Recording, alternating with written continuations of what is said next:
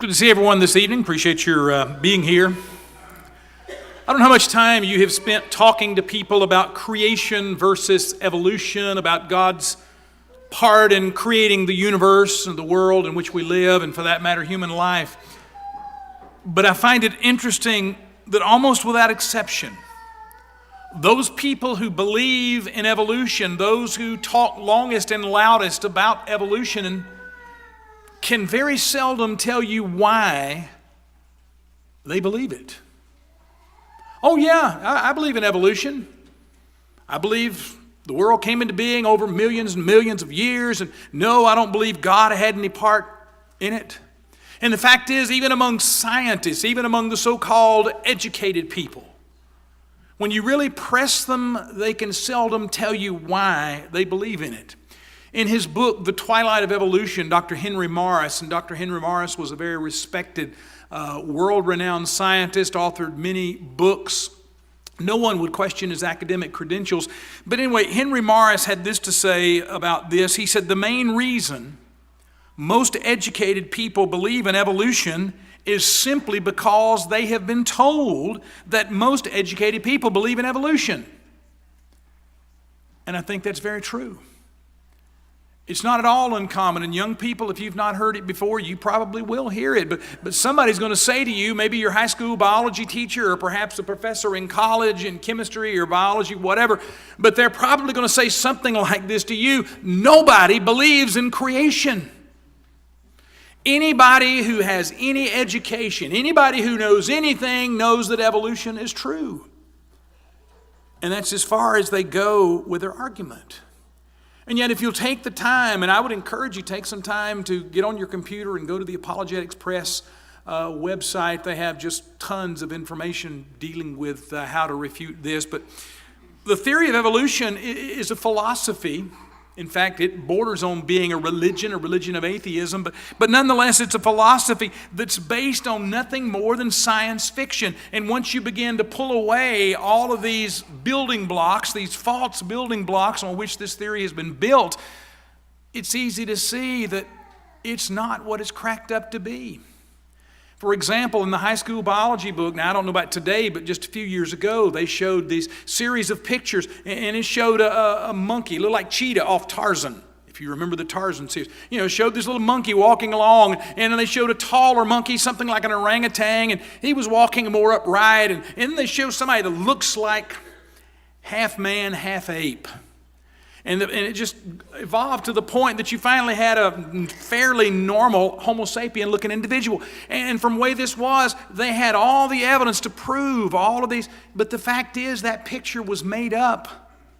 And most of those things have never been found. They're only an artist's conception of what might have been. And yet our students, our young people, are being fed this idea that this is what it's all about.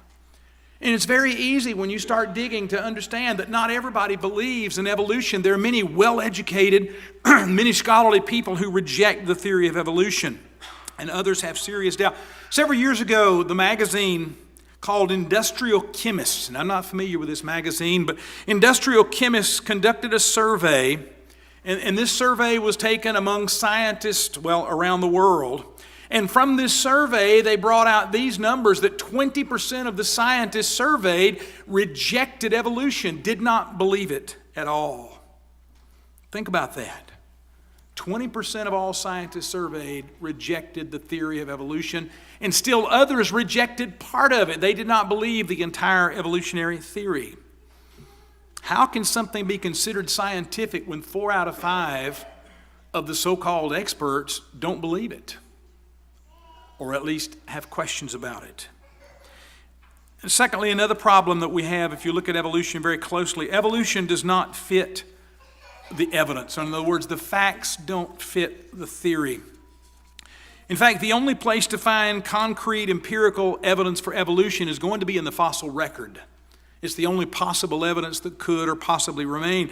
And yet when you start looking into this and reading about it, there is no fossil evidence of any transformation taking place. You know, the evolutionary theory says that, here you had this one-celled amoeba swimming in this pool of slime, And over time, that one-celled amoeba divided and reproduced, and before long, you got a frog sitting on the edge of that pond, and in time, that frog begins to walk upright. And of course, this is just kind of an oversimplification. And yet, where is the evidence? Where is the evidence that man ever walked on all fours? Unless he was drunk. There's no record of it. There is no fossil record of any of the so-called scientific transitional forms of evolution. In fact, I read a quote by a scientist named A.H. Clarke, and he noted this. He said, quote, "Since we have not the evidence either among the living or the fossil animals of any ingrading types following the major groups, it is a fair supposition that there have never been any such types."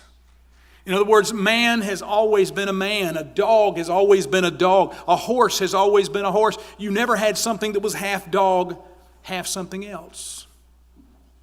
And furthermore, if evolution worked, where are examples today? Evolution would still be going on, right? If it went on for millions and millions of years as they want us to believe, why did it suddenly stop? Why don't we see evidences of evolutionary change taking place today? You can't. It's not there. It doesn't exist. In closing, why is evolution so popular? Why is there so much of a push to promote the idea of evolution? I think the answer is simple. You see, if evolution is true, we don't need God to account for our existence. We don't need God to account for the creation of the universe and the world. And if we can do away with God, then we do away with any and all accountability. Because if there is no God, the Bible's wrong. The Bible's just the writings of men. And if the Bible is not true, there's no heaven to be desired. There's no hell to be feared. This life is all there is to it. And so this allows people to live any way they want to live. It removes all accountability to God or to any other moral being of judgment. That's the only reason for believing in evolution. It's not because it's scientifically more believable. If you look at what the scientists tell us and want you to believe, and then they say, you Christians, you have blind faith. No, it takes a lot more blind faith to believe in the evolutionary theory that they're trying to espouse and to promote. And the bottom line is simply there. The evidence does not exist. It's false to the core. But we're going to close now and extend the invitation of Christ. If you're here tonight and you're not yet a child of God, what are you waiting for?